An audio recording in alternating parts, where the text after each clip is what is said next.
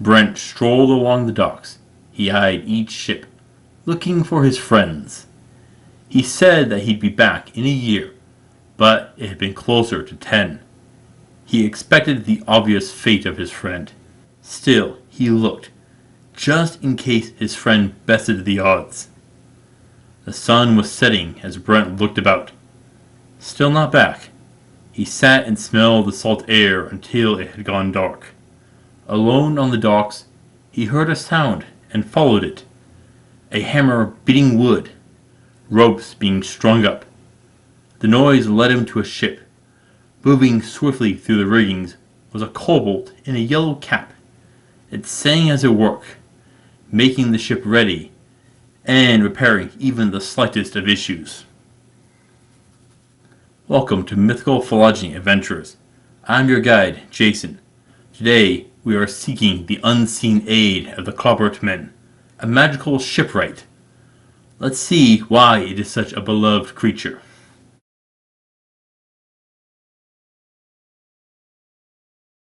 The Klabautermann is a kind of kobold or goblin.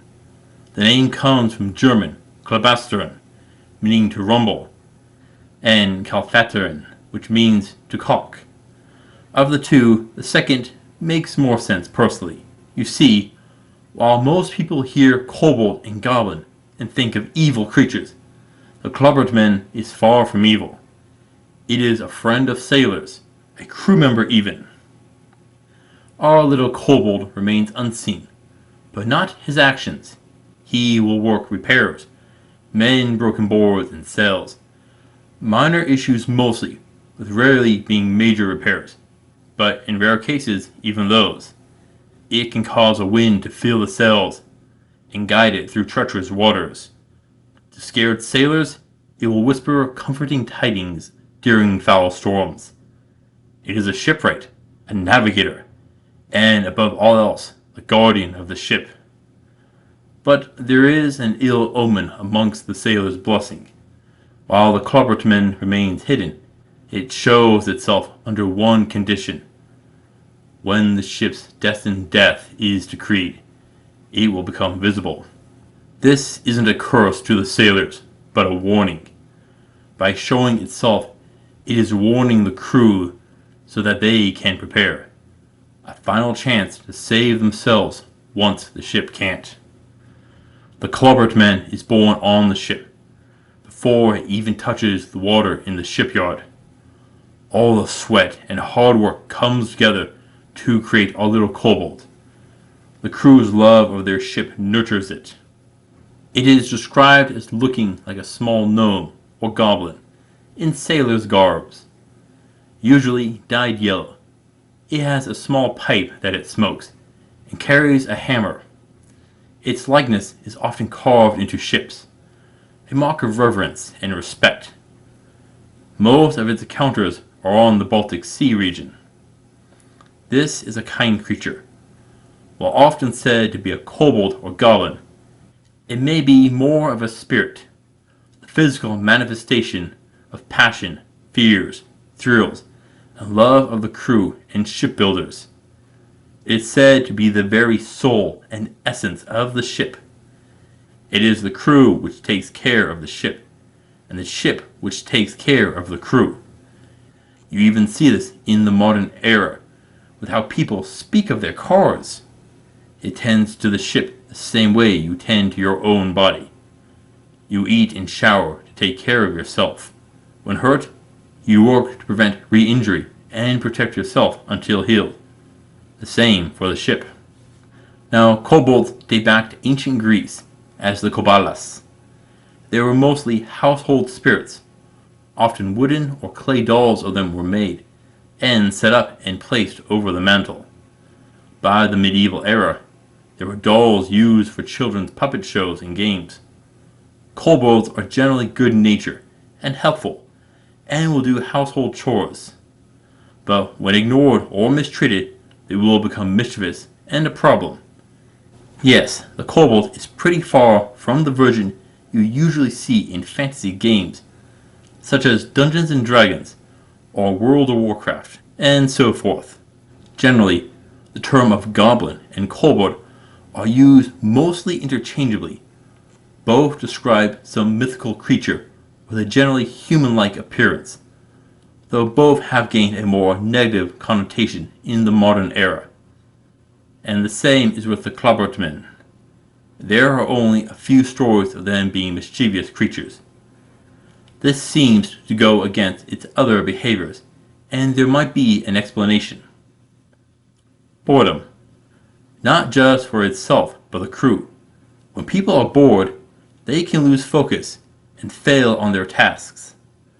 Or its tricks may get a laugh out of the crew. A bit of levity amongst the humdrum of the long voyage over sea, when nothing is happening. Of course, these could just be troublesome crew members blaming the Klabautermann for their own actions and malicious behaviors. How cruel of them to slander such a kind-hearted creature. There is a possible explanation for all its actions. A common threat on long voyages. Cabin fever. People hallucinate and tell tall tales, particularly when stuck in a small area. Most medieval seafaring vessels aren't that big. The largest are rarely over 150 feet in length. That will get even smaller with 20 to 50 people on board after a month or two. Yeah, you can see why people may hallucinate. Forget that they already tied a knot in a rope or other small issues. Now, there are advantages to having a Klabautermann as a crew member. It is the ship and knows what needs to be done. But there is another. On a ship, resources can be tight. Food and clean water. But it doesn't need to eat or drink. It is the ship itself. So chances are it won't need to eat or drink. But doesn't it smoke tobacco? Well, it is said to have a pipe. But that doesn't mean it actually smokes. But there is something very similar we have covered before. The brownie. A goblin housekeeper. The Klabautermann seems to be a seafaring version of the brownie. But one can go from one house to another. But the Klabautermann is bound to one ship. Potentially a close relative. But there is another one. The gremlin. Also it is mechanically inclined. Helpful at times. But more known to be mischievous when not given the respect that it deserves. Could the gremlin and Klabautermann be tied? The gremlin is a more modern creature. Could the gremlin be an offshoot of the Klabautermann?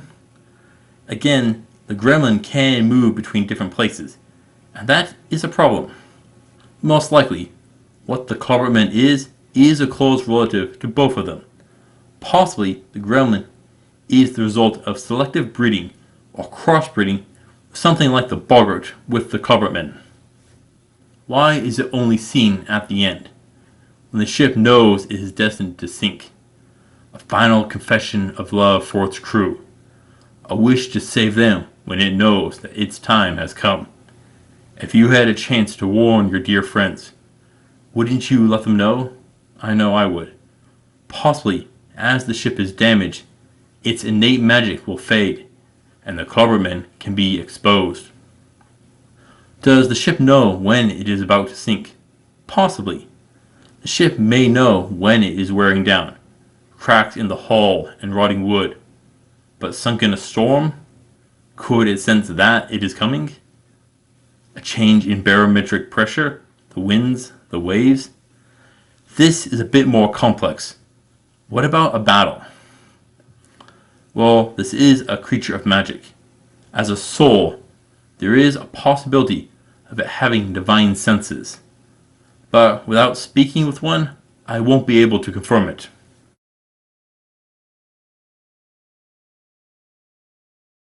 So, can you fight the Klabautermann? Well, yes, but why? It is small, but has plenty of strength. But no weapons or armaments, save for its hammer. When encountered, it will be on your ship.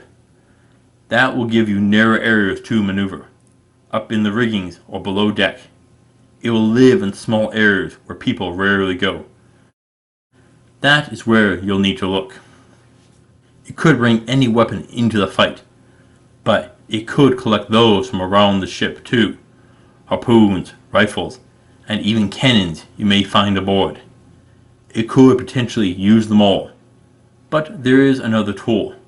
It could set traps. In the blink of an eye, tie ropes and create knots. Tie them to you and let you be pulled along the ship.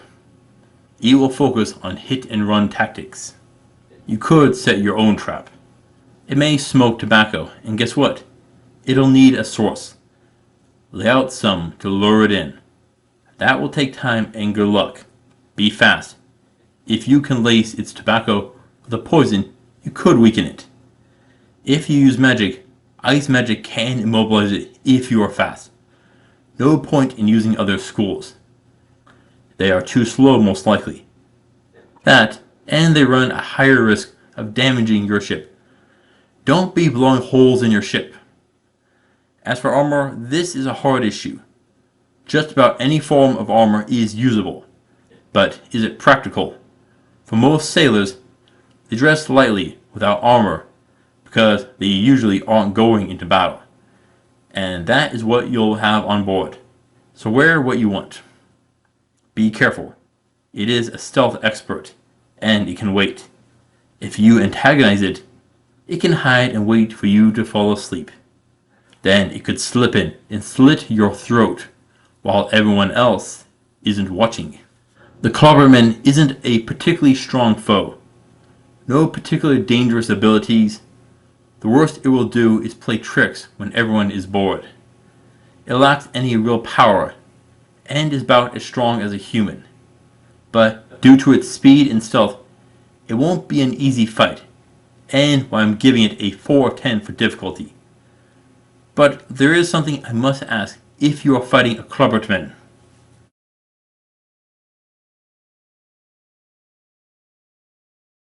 Why are you fighting a Klabautermann?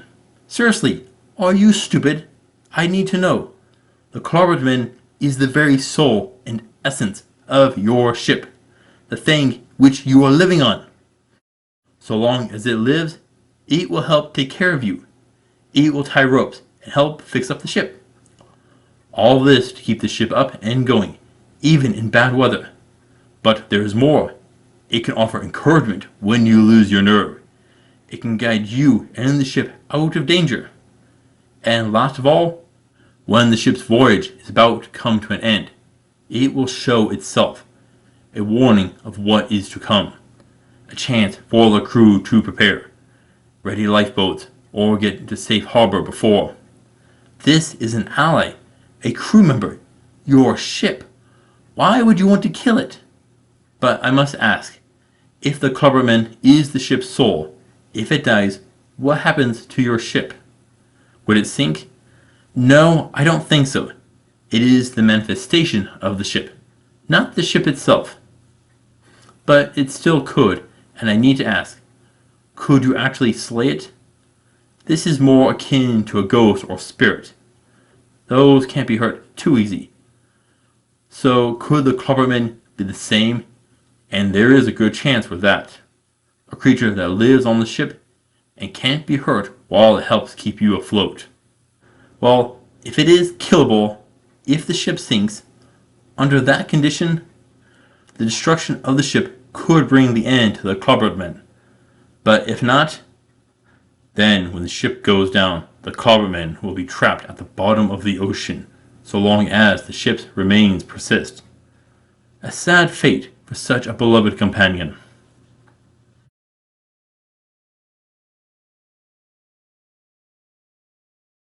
Brent watched the strange kobold work into the night. Yawning, he made his way back to the inn. The sapphire swan wasn't there. No surprise. He looked out at sea. A storm was brewing. The waves were getting rough and splashing up onto the docks. But what he didn't know was the fate of the ship and crew he had watched.